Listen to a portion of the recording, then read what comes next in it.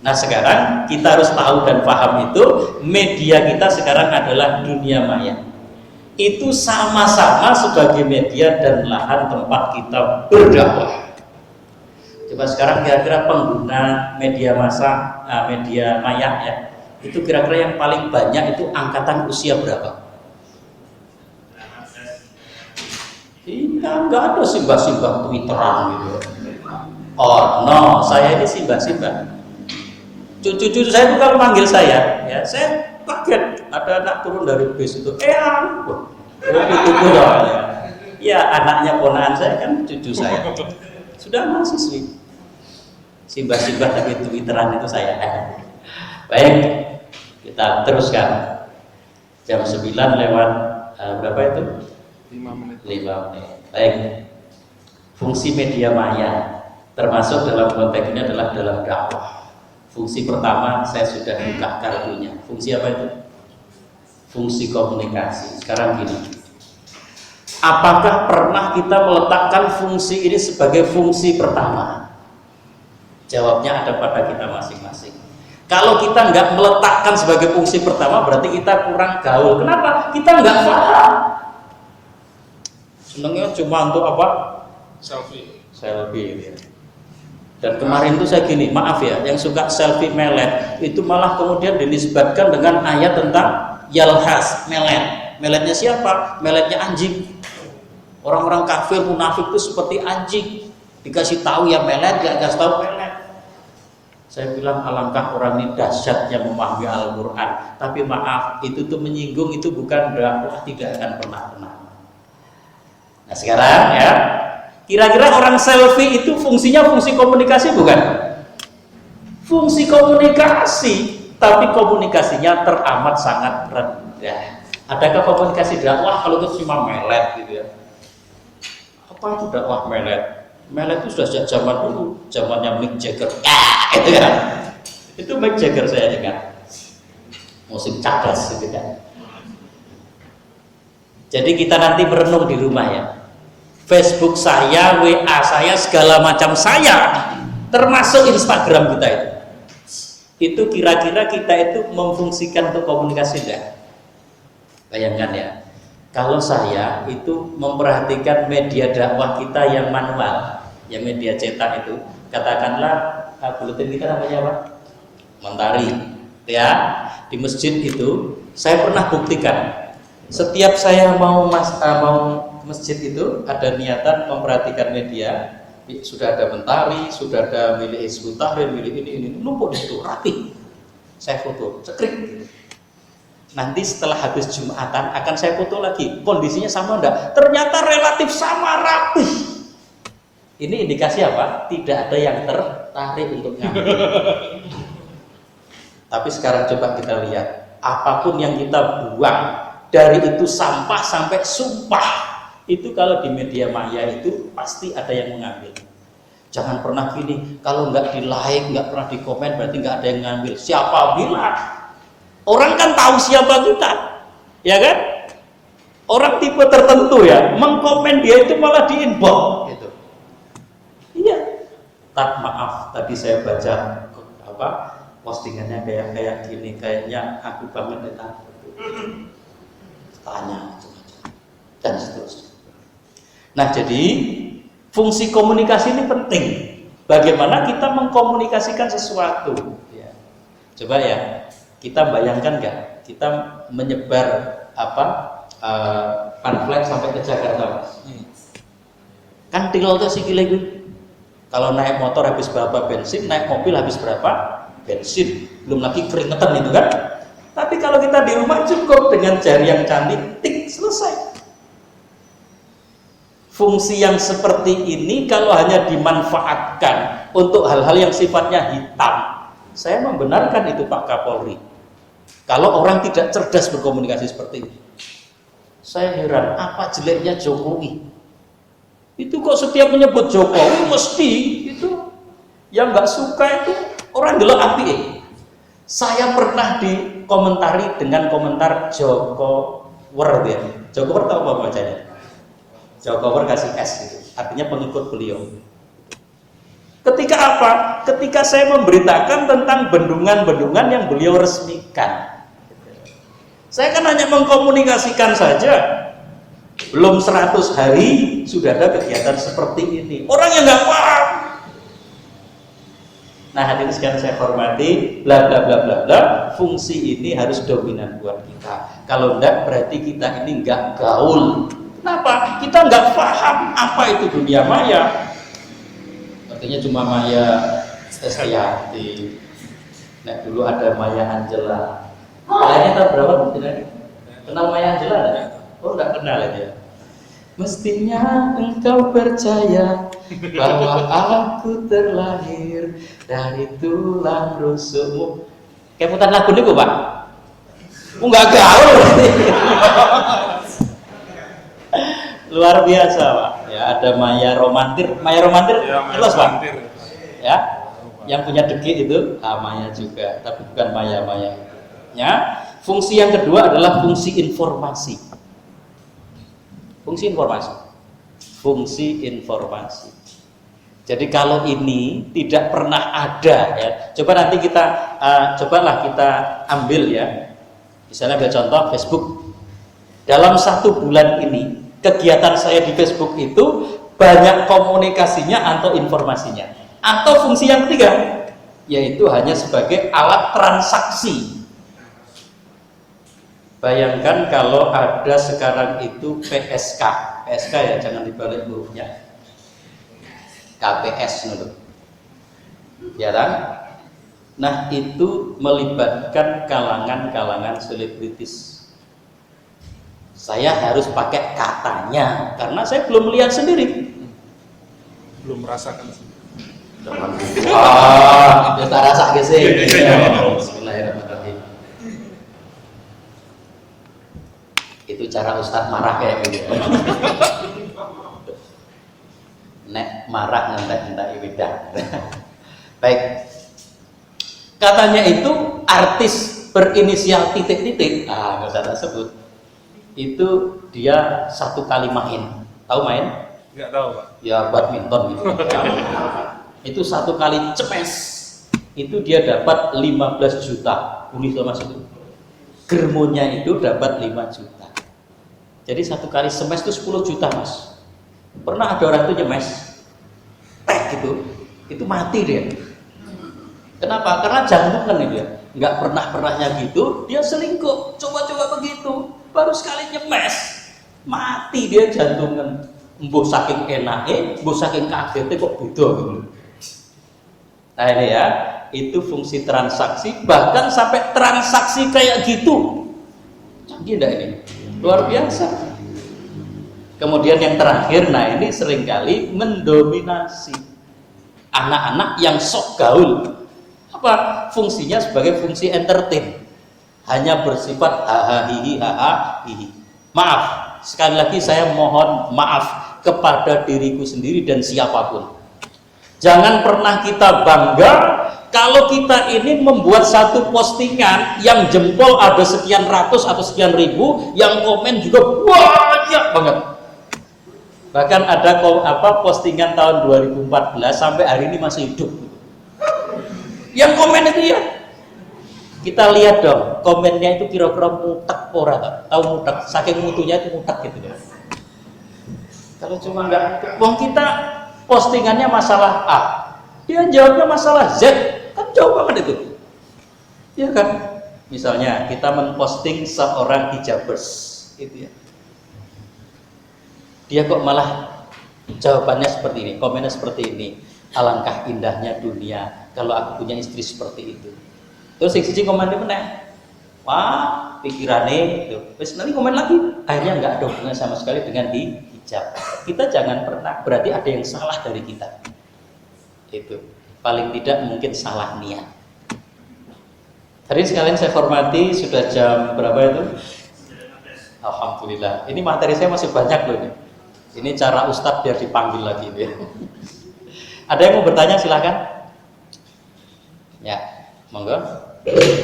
Caranya gimana kalau ya, tanya? silakan. Itu ya. Langsung aja Mas. Sebut nama, tanggal lahir, jumlah anak. Oh, pakai itu ya. Alhamdulillah. Oke. Bismillahirrahmanirrahim. Assalamualaikum warahmatullahi wabarakatuh. Waalaikumsalam warahmatullahi wabarakatuh. Nama Ari Praino masih belum nikah. Belum nikah. Ya, Ini udah nikah belum toh? Mas Roman tolong boleh ke kurung nikah. Ayo Mas Yatna. ya, terima kasih atas waktunya terkait dengan itu kita pada kajian ini mengenai gaul dan bijak menyelami dunia maya. Ya, kita tidak pungkiri bahwa dunia maya dan kita harus jauh gitu, dan tidak tidak seperti itu. Sehingga kita bisa menyesuaikan tadi dikatakan dalam menyesuaikan dengan keadaan-keadaan yang ada di dunia maya. Tapi terkadang dalam penggunaan dunia maya ya mungkin ya bisa dibilang alasannya tapi tidak juga seperti itu. Sehingga kalau kita lihat sekarang fenomena yang terjadi mungkin ada ketergantungan dengan Facebook dan teman-teman sebayanya dan teman-temannya seperti itu. Kita melihat sekarang mungkin kalau kita berinteraksi kita berteman masalah bicara mungkin teman kita lebih sibuk walaupun kita bicara face to face itu teman kita lebih sibuk dengan HP-nya dan lain sebagainya atau dengan belajar ada dalam pengajian seperti warung-warung seperti ini kalau tahun 10 tahun yang dulu atau kebelakang itu fokus dengan pena dengan bukunya. Nah, sekarang sambil main HP sambil Facebook ada yang nyebut ada yang komen ya seperti itu. Saya paham maksudnya. Silakan langsung dispesifikkan. Langsung pertanyaannya. Tanya saya mungkin bagaimana sebagai mungkin aktivis dakwah juga gitu dalam menggunakan dunia maya kita menggunakan dengan bijak sehingga waktu yang kita gunakan bermanfaat itu sehingga tidak terbuang dan tersibukkan dengan dunia maya. Ya, baik. Langsung saya jawab ya. Ya, monggo. Ketika saya melihat melipir panjenengan, langsung saya ambil ini. Kita ada posisi di mana? Kita ini mau nggak mau kita ini adalah dai. Yang menyebut kita ini dai bukan siapa-siapa. Yang pertama harus kita. Kenapa? Karena kita seorang Muslim. Islam itu agama dakwah. Apa yang kita lakukan itu mempunyai pesan dakwah. Bayangkan kalau saya misuh-misuh gitu ya. Itu kan menjadi pesan yang kontraproduktif kan. Tapi bayangkan, ya toh, saya tadi sebetulnya ngantuk loh. Ketika saya ngantuk pakai etika, saya pura-pura gini. Sakjane aku angop Mas. Bayangkan kalau saya lupa. Ya. Nah sekarang kita ini harus sadar bahwa kita itu dai. Dai itu bukan harus berceramah, ya kan? Apalagi orang lain tahu kita ini aktivis pemuda Muhammadiyah, aktivis Nasihatul Aisyah, kita aktivis kader Muhammadiyah. Apa yang kita lakukan itu mempunyai bobot amanat dakwah. Makanya hati-hati kalau boncengan. Kalau itu bukan siapa-siapanya, harus pakai standar terpaksa. Ini ngejong ini, ngampiri kancane, "Tulkiyam, aku kepaksa belum." Posisi kita di dunia maya, termasuk dunia nyata ya. Posisi kita itu hanya ada pada dua ekstrem ini. Yang pertama pada posisi yang resistensi. Sudahlah, kalau kita ini memang berdakwah, pasti kita akan mendapati posisi ini. Orang lain akan menolak kita. Apalagi orang lain sudah melihat diri kita siapa. Kayak Bang Muhammadiyah. Pasti dia ngomong masalah ini. Kan gitu kan? Resisten kan dia. Wis ngebiah-uyah itu loh. Kalau ada orang salafi, Allah paling dia itu mau membid'ahkan kita. Kalau dia orang NU, Allah paling arep ngene-ngene oleh. Kan seperti itu. Orang yang melihat kita itu punya watak resisten. Posisi kita ada pada resistensi mereka. Makanya kita harus melepaskan diri dari posisi itu. Kita harus menjadi orang yang mampu memposisikan diri. Saya tidak mau kok, maaf ya kalau ada yang aktivis dari PKS. Ada yang menyebut saya itu orang PKS. Kok gitu? Katanya ada jenggotnya.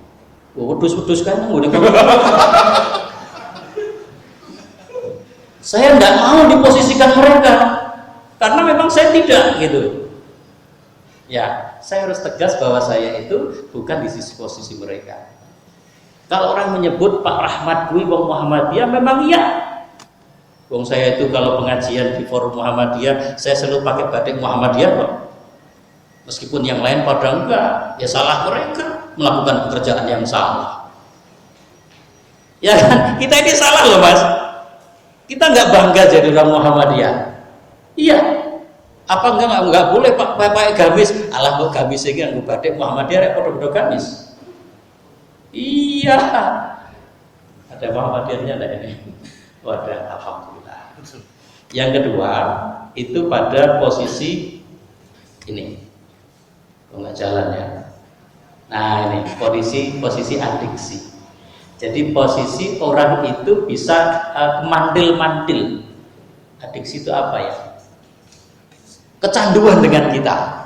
Jadi begini, kalau kita ini saat datang awal, itu posisi kita menjadi yang tertolak, yakinlah suatu saat kita akan menjadi posisi yang dirangkul.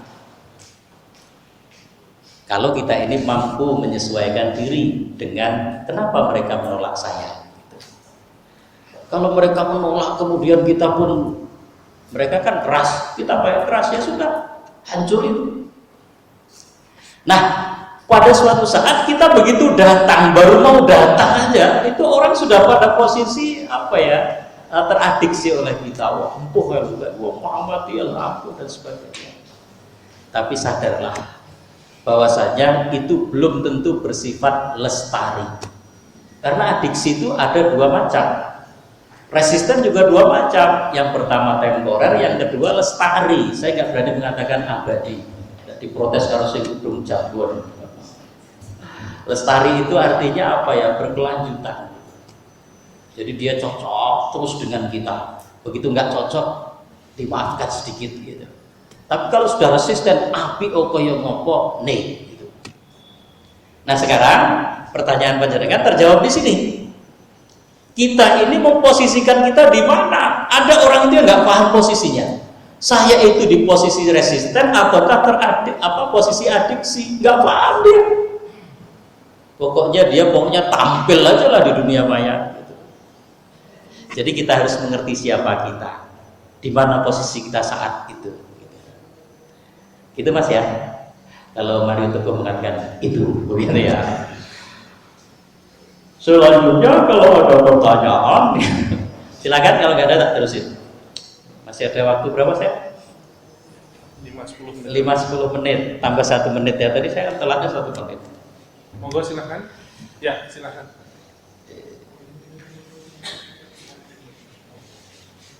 Ya. Assalamualaikum warahmatullahi wabarakatuh. Waalaikumsalam. Nama saya Adita.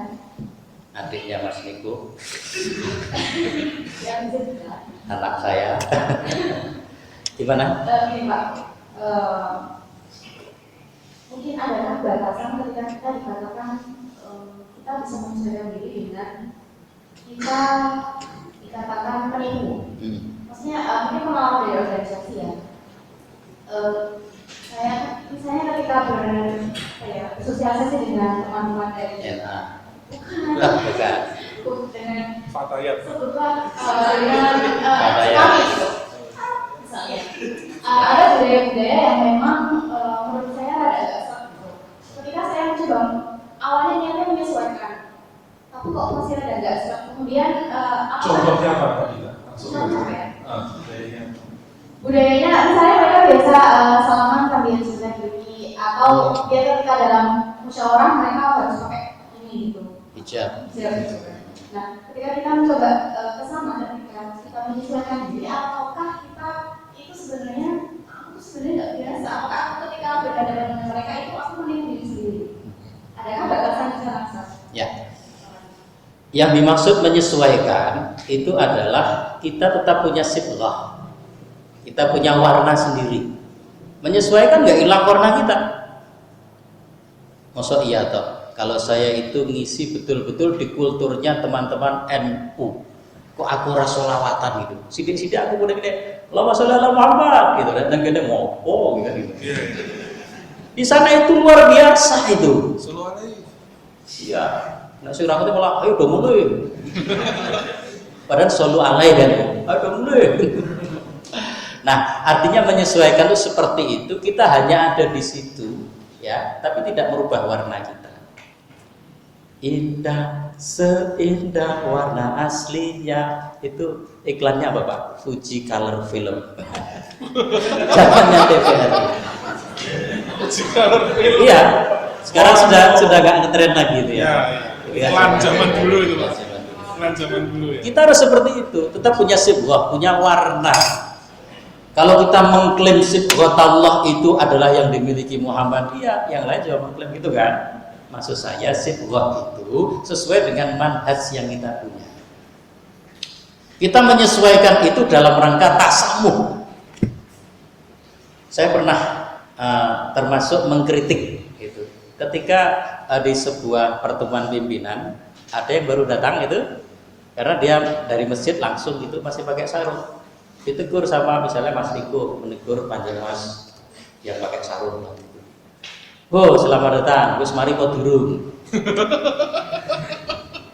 Padahal pakai sarung itu sebuah tradisi luar biasa di tempat saudara kita. Saya katakan ini bukan guyonnya para dai. Karena nggak tasamuh. Tasamuh kita itu justru kelihatan pada saat kita nggak dekat dengan mereka. Nah kalau nggak dekat dengan mereka aja kita menghargai mereka, apalagi dekat gitu. Saya, Nyun Sewu ya, ketika ngisi di NU, itu kan biasa toh, para kiai itu harus duduk, itu dampingi saya itu sebelum pengajian dimulai, nunggu di sana masih ada hadroh segala macam itu. Saya kemudian melakukan tasamuh saya yang agak apresiatif. Mas Nyun tulung Mas, kula nyuwun mangke setunggal lagu, saya bilang gitu. Lagu sing napa Pak? Mangke nek pas kula mlebu niku mboten samawi selawat. Kan itu kalau kita masuk lagu sholatnya apa? Tola'al ding ding tak ding ding kan gitu. Saya bilang lagunya sekarang aja. Nanti ketika saya masuk nggak usah. Karena saya punya rencana sendiri. Ini dalam rangka pengajian saya biar masuk gitu. Kan saya tetap warna saya tidak terbiasa di subyo-subyo gitu ya, tetapi dengan tidak mencederai mereka. Nah jadi lebih kurang gitu Pak. Ya, kita itu ngeli ning ora keli, paham maksud saya? Ya. Ngeli. Kita ini masuk ke sebuah cairan tetapi warna kita tidak luntur. Pernah enggak lihat di akuarium? Ketika di situ ada kura-kura yang kecil, kemudian di sana banyak ikan, kura-kuranya berenangnya pakai kepet, nggak berenang, tetap pakai kakinya, gitu kan? Jadilah kita kura-kura, kalau kita kura-kura, jadi ikan kalau kita ikan, dengan tidak mengkeruhkan akuarium. Silahkan dipahami sendiri-sendiri. Saya mau terusin ini, ya. Dai itu harus punya bekal ternyata, harus punya bekal. Untuk apa bekalnya itu? Ya kalau lapar dimakan. Bukan, kita punya kelaparan yang luar biasa, diantaranya kalau kita itu nggak bisa gaul itu. Kita berarti kalau nggak bisa gaul itu, kita laparnya satu, lapar pergaulan, nggak bisa menyesuaikan diri. Yang kedua, kita itu lapar pengetahuan dan pemahaman. Nah ini, maka kita harus punya bekal supaya kita bisa menjadi gaul. Nah yang paling penting poin yang ini. Tolong 1 menit jangan ada yang berkedip menatap pada layar. Supaya apa itu? Supaya kita ini tetap lemocap ya Mas? Survive ya. Saya ada budiah malu. Raiso bahasa Inggris itu. Ya, nah ini. Jadi dengan bekal itu, kita di lingkungan apapun itu. Di lingkungan apapun. Saya mohon maaf itu ya, saya mohon maaf. Ketika ada teman dari NU mengucapkan terima kasih ke saya, mengupload foto ketika saya di forum ranting NU gitu. Ada kemudian yang menginbox saya, wis alien gon. Bayangkan kalau kita ini hanya bermanfaat di Muhammadiyah, dunia kita kan kayaknya nggak luas-luas amat kan gitu. Ya yang bilang sempit jenengan serah ya. Muhammadiyah itu luas Mas ya. Tapi kalau kita ini nggak luwes kan gimana nanti? Ya kan? Saya ingat Ustadz Muhammad Muqaddas dulu punya kata-kata seperti ini.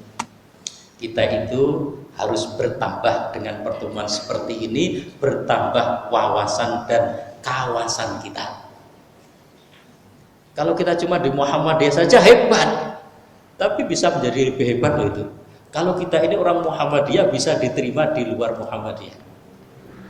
Tapi kalau kita di luar sana posisinya pada posisi resisten, naudzubillah min dzalik. Minimal kita ini kalau belum bisa mengadiksi orang, kita itu bisa dipahami orang lain. Kalau kita memahami terus kan capek lama-lama. Belum habis kita memahami, usia kita sudah habis. Nah, disinilah yang namanya kearifan pribadi. Jadi kalau kita itu punya bekal, bekalnya apa? Kemampuan menyesuaikan diri. Kemampuan menyesuaikan diri itu ya tentunya dalam porsi yang benar ya kan, tetap pada warna asli kita punya pengetahuan dan pemahaman. Pemahaman itu hubungannya dengan realita gitu. Misalnya gini ya, saya lihat kalau orang itu duduknya sudah berganti posisi dalam 5 menit sudah 15 kali, oh berarti dia capek. Maka jangan ceramah terus kita harus segera berhenti gitu. Ada orang ceramahnya gini terus, oh berarti dia ingin melihat kita. Berikanlah kebahagiaan dia dengan berdiri. Berarti kita paham itu ya. Yang namanya paham itu nggak harus kita kuliah S19. Kan ada S1, S2, S3, paling tinggal 19 ya. Sangat itu ya. Jadi kita harus punya bekal itu. Jadi mohon maaf. Kita hidup di zaman sekarang, jangan pernah kita punya alasan hanya karena kita itu malas. Kenapa? Ada orang itu ngarani aku ki wis tuwa gaptek. Dulu ada seorang dosen bilang kayak gitu, tapi lama-lama sekarang dia itu udah sok keren itu ya. Saya sedang OTW gitu. Biar kita ke HP mumpet ini ya. Karena ngomong saya wis OTW ya Allah. Ini yang bisa saya sampaikan. Masih ada beberapa materi yang saya mohon maaf tidak bisa saya sampaikan malam hari ini. Mudah-mudahan Allah memberikan kelapangan kita untuk bisa bersua pada waktu dan lain suasana. Billahi taufiq wal hidayah. Nasallallahu. Assalamualaikum warahmatullahi wabarakatuh. Waalaikumsalam. Baik, Bapak Ibu sekalian, demikianlah tadi dari Ustaz Surah An-Nasir yang telah memberikan kita banyak sekali ilmu, banyak sekali pengalaman tentang apa yang harus kita lakukan di media sosial. Apalagi saat ini kita tidak harus berdua dusta, kita ini semua dari bagaimana kita bisa memanfaatkan setiap kesempatan untuk berdakwah. Saya mendapatkan foto dari teman saya di BPN. Ada sebuah smartphone yang ada tulisannya, mungkin teman-teman sudah pernah baca. Tidak semua orang memahami statusmu di media sosial media, karena pikiran manusia tidak sama. Tak semua orang memahami statusmu di sosial media, karena pikiran manusia tidak sama. Yang memahami makna statusmu hanya dirimu sendiri. Tapi apapun status orang lain di sosial media, tanamkan berbaik sangka. Ini ada sebuah pesan yang luar biasa bahwa ibu sekalian, bagaimana kita selalu husnuzon kepada seseorang bila kita melihat yang namanya media sosial. Nah, Bapak Ibu sekalian, ada 4 buah door prize dari pengurus. Mohon Ustaz Surah An-Nasir kami perkenalkan untuk memberikan pertanyaan kepada para jamaah sekalian. 4 pertanyaan, Pak, 1 orang satu. Tapi sebelumnya kita ambil Ustaz Surah menyiapkan pertanyaannya. Sudah siap. Sudah siap ya. untuk pekan depan,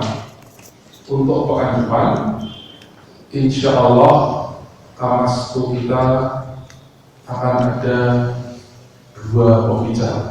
Ya. Kita akan mengadakan bedah buku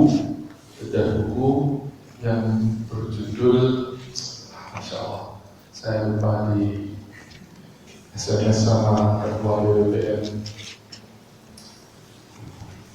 Nah, bedah buku yang berjudul Gerakan Islam Non-Mainstream dan Kebangkitan Islam Politik di Indonesia. Ya, bukunya judulnya Gerakan Islam Non-Mainstream dan Kebangkitan Islam Politik di Indonesia. Itu judul bukunya. Besok akan kita bahas pada 13 November. Yang akan mengisi nanti yang pertama dan penulis bukunya yaitu Dr. Zuli Qadir. Kemudian yang kedua kemungkinan besar nanti adalah Bapak Muhammad Ihsan SEMM. Beliau adalah wakil ketua pimpinan cabang Muhammadiyah Kecamatan Depok. Ya, karena beliau sangat kosong di buku itu kita akan membahas terutama gerakan MTA Majelis Tafsir Al-Quran. Dari pembicara Insya Allah Pak Zuli Qadir dan Insya Allah sama Pak Muhammad Ihsan. Insya Allah mudah-mudahan ya mungkin akan mulai sampai jam 10 hingga pembicaraan yang kedua dan mungkin publikasinya agak ditutup lagi dan kami yakin mungkin di antara Bapak Ibu sekalian banyak sekali yang bertanya. Kemudian infak untuk malam hari ini sebesar Rp173.000. Jazakumullah khairan katsiran. Baik, kepada Ustaz Surahman kami persilakan. Ada 4 buku Ustaz. Ini caranya yang berhak menjawab harus ngapain? Ngacung atau gimana? Ngacung aja Ustaz. Yang menjawab jangan yang tentukan ya. Itu Pak. Oh iya. Jadi nanti ngacung aja. Ini bukunya bagus tuh. Ini wah manhaj banget ini ya. Himpunan Putusan Majelis Tarjih dan Tajdid Wilayah Muhammadiyah DIY. Pertanyaannya bukan ini, masih seputar tadi. Saya mau tanya, kita ini kan kalau di dunia maya itu kan sama dengan dunia nyata. Padahal kita itu harus mau tidak mau berposisi sebagai dai. Baru saya sampaikan, posisi kita ada berapa dan apa itu? Silakan untuk dijelaskan. Ada berapa dan apa? Silakan. Baik, 1 masih yang pertama ya. Silakan. Mas. Sudah. Ya. Oh itu. Silakan. Ya. Kota Gede. Baik. Posisi kita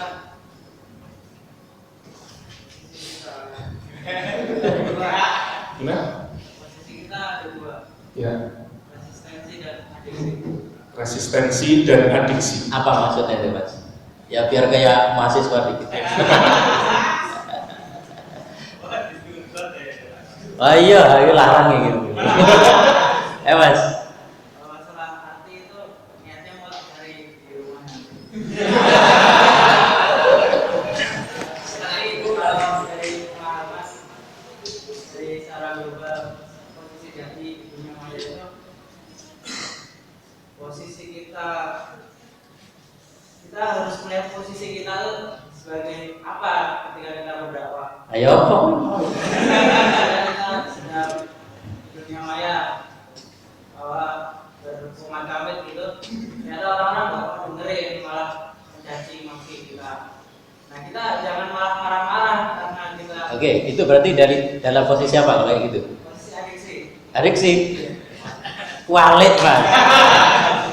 Buku ini milik panjenengan dengan syarat dengerin saya dulu ya. Jadi yang pertama posisi kita itu posisi resistensi.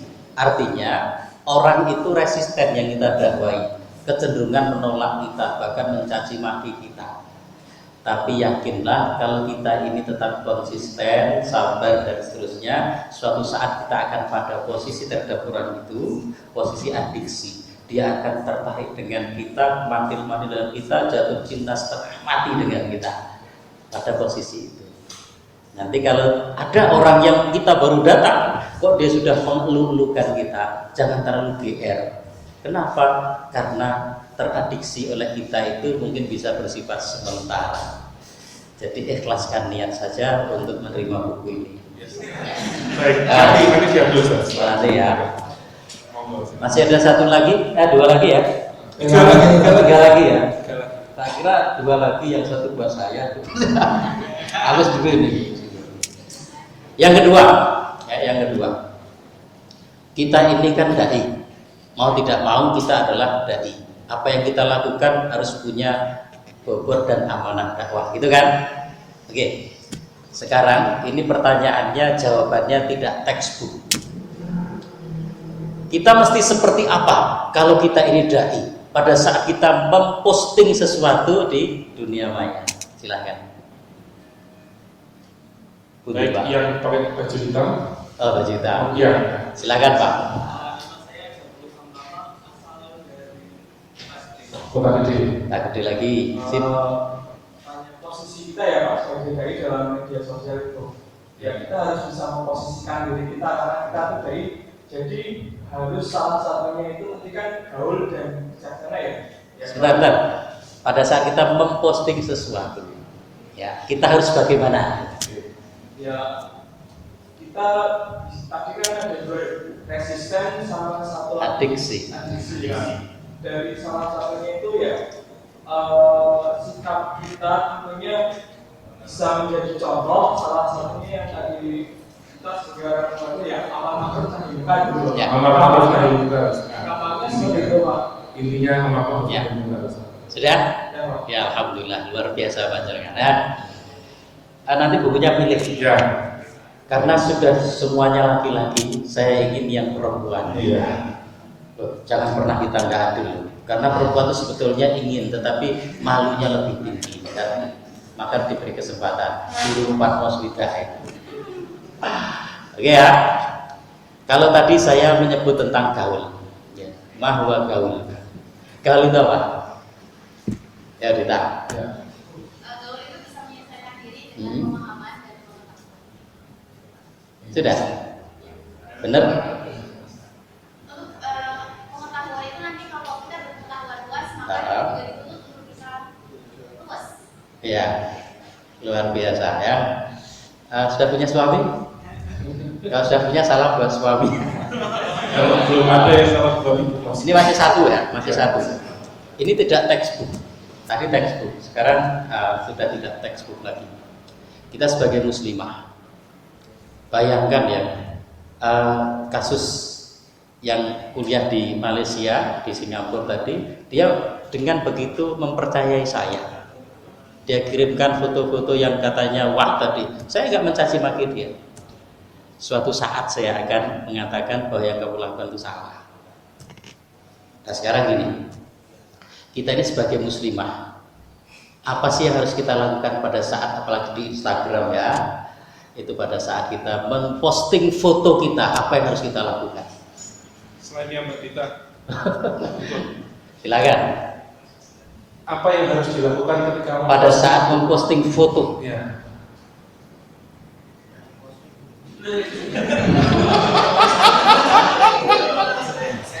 saya tidak menjebak loh mas, saya tidak menjebak, murni saya berpaham ya, berpaham, paling tidak pribadi saya, kita boleh perempuan itu memposting foto. Pada saat kita memposting foto selaku muslimah, Ya. kita mesti seperti apa? Nah, itu Oke, pertanyaannya. silakan. Ayo, Silakan. Ya, silakan Pak siapa? Harita. Dari Kota Gede. Mungkin ini pemilihan positifnya Pak, jangan yang mendekati maksudnya ya, jangan yang seksual. Jangan yang sensual. Kayaknya sendiri juga diperhatikan jangan yang ya seperti dikatakan tadi lah yang jenisnya misalnya katakan sobek-sobek atau misalnya yang keras. Ya. Gitu. Sekarang kalau saya sambung pertanyaan ya, jawaban panjenengan belum spesifik. Setuju nggak kalau kita itu harus memposting foto yang cantik? Setuju nggak? Setuju. Panjenengan tahu apa itu cantik? Foto loh ya. Betul. Sama menarik Pak. Tolong dengarkan saya barang 1 menit ya. Nanti buku ini buat pelajaran. Kita ini sebagai muslimah harus tampil cantik, tapi cantik itu bukan genit.